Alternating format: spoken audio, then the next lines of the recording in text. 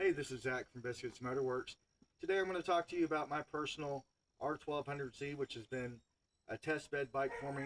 I've gone through several stages of modification. I've put over 40,000 miles on this bike. I'm going to tell you what all that was like. But first I want to talk a little bit about the bike. The R1200C came out in 1996. It was originally a Bond bike, but this bike holds a lot of advancements over the other oil heads. It was willfully underpowered when it came out from the factory, as this bike was intended to set its sights on the U.S. market. It wasn't set as to, I'm going to compete against Harley, I'm going to compete against this. They thought, the American market likes cruisers at the time. So what's BMW do? They build one of the best handling cruisers on the market. But the only thing is, and they reduced the power, as most people with this era of BMW are expecting 90 plus horsepower motors. This came with only 61 horsepower due to a lot of restrictions. Now what it has advantage of over its contemporaries is its chassis dynamics. One, the engine being a stress member, the monocoque front chassis, the trellis rear chassis that holds the suspension and swing arm, and the telelever front suspension, which just gave this bike an incredible feel going down the road. I can tell you, it was numb when it was stock, but with a couple of upgrades with the correct suspension, you can get these things to handle like you want and get the feedback that you're looking for. But they will do anything you ask. Bumpy roads, you won't even feel a difference. Make quarter bumps, doesn't care, eats it for lunch. But what I've done to this bike, besides the suspension, is I've upgraded bars, I've put custom things on, I've put custom camshafts in here, I've put bigger throttle bodies, as you can see right here. I have throttle bodies from an RS/RT. Underneath this little panel here, we're going to discuss a couple of things. One is what I've done in the cylinder heads. When I replaced the cams, I replaced these push rods. These were the number one failing item in early oil heads, as they're a two-piece design, and they have a tendency of shedding out the ball ends because they're pressed together. The second issue I found was with the factory Bosch EV1 injectors.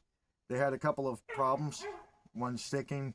They have decent flow, but with modern technology, I put EV14s on here, which are the same ones used on the hex heads. They have a lot better flow, they have better atomization, and they allow me to tune this bike with the help of a Wonderlich performance controller, which you can see right here. I'm gonna move my finger out of the way.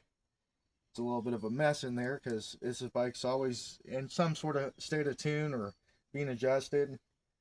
I've also put on a custom exhaust, which was all hand built by myself in-house. It does have baffles and mini flow-through cats in it, but I've done a lot of things to increase the performance, which is I've swapped over to a 6-speed transmission. I've put a lighter clutch assembly in here, which set in 9 kilograms of rotational mass, besides the cams and the bigger throttle bodies, to take advantage of everything that I'm doing to this bike. And if you've watched some of the videos on this bike, you know this bike is a screamer. She puts 100 horsepower to the rear tires now. I fell in love with these style bikes as a kid, and I can't imagine riding anything else.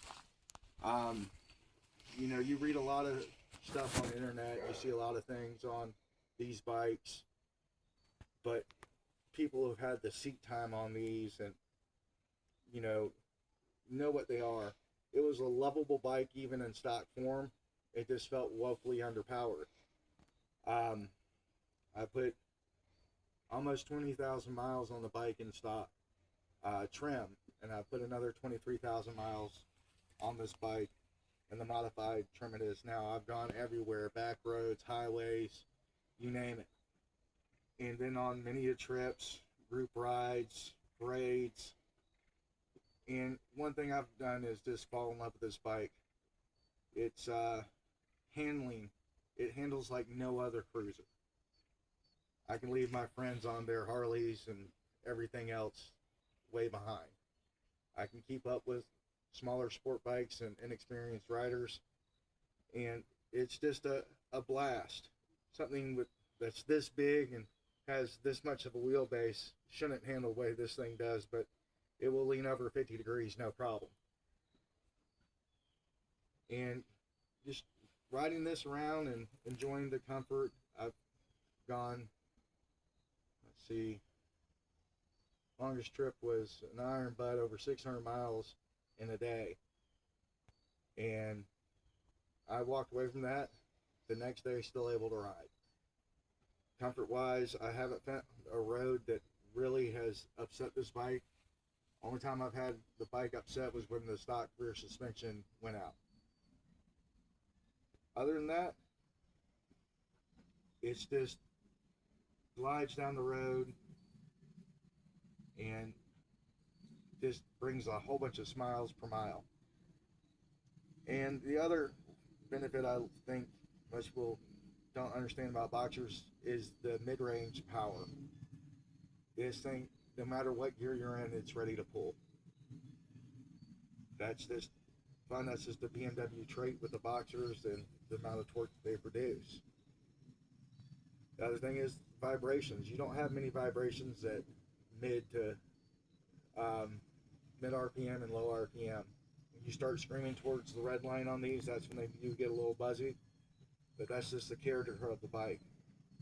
The other is the safety. I've been in a few accidents with this bike, and the worst was I got clipped head on by an Escalade. If I would have been on any other bike, I would have lost my left leg. The only thing that's happened to that bike since then was I lost my factory crash bars and I cracked a valve cover. The bike was fine. I, on the other hand, received a bruised foot and a broken pinky finger. I think out of all the possibilities that could have happened that day, that was the best. But everyone that was on scene, from the way I was hit, the cops, the firefighter, said if I was on anything else, I probably would have lost my leg. And I would agree with that. These bikes provide you with a lot of protection, especially when it comes to your legs and your shins. I've never had a problem thinking I'm going to scrape a cylinder head or anything else like that. Kind of get used to that Boxer just sticking out there. They do have a little bit of torque when you are idling and taking off. You do feel that little bit of torque over to the right. It's just an inherent thing that you get on these bikes. But again, it's part of the character of BMW Boxer. Takeaways from this bike is I would recommend anybody who's ever been on a cruiser to try one of these out. If you got a buddy or friend, just look at one, get on it. Know that there are things that can be done with certain guys out there, and I'm one of them, that knew how to modify it, knew how to get what I wanted out of this bike. But the way it handles, the way it feels, the way it goes down the road, there is nothing like a Boxer Twin.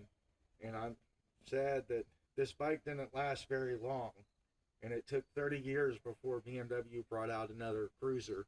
But that's just a completely different beast when we talk about the R18, as that's still a double cradle frame versus the monocoque and the trellis on here, where we have a two-piece frame. The engine has a stress member. So it just varies on what you're looking for, but I think that if this was done the correct way back in the day and it was given the power that it should have had, it would have made real waves here in America. But it does have a cult following. For those that know this bike, that have ridden this bike, and overseas, it's just a huge hit. I'm just a little sad that it missed the mark here, as I think these bikes could potentially be a game changer for a lot of people who want to stick with a cruiser but don't want to sacrifice on handling, don't want to sacrifice on performance potential or ride quality. As all these were just above and beyond all its contemporaries. So I hope this gives you a little insight on some of the things I've done to this bike and my experiences on it. This bike's custom from headlight to tail light. Turn signals are all, if you want to come in, are all customized by me. I made these in-house a few years ago. So a little bit far from factory. I have a 7-inch conversion on the front for an LED headlight since I run this a lot.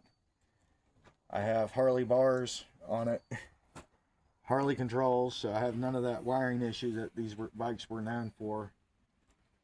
And most of everything else is stock except for the things that I've removed and lightened and just taken out, and put back the things that I knew were going to increase the performance, increase, you know, the drivability of the bike to my standards, and alleviate some of the electrical gremlins that these bikes did have just due to, you know, stupid 90s regulations on German vehicles.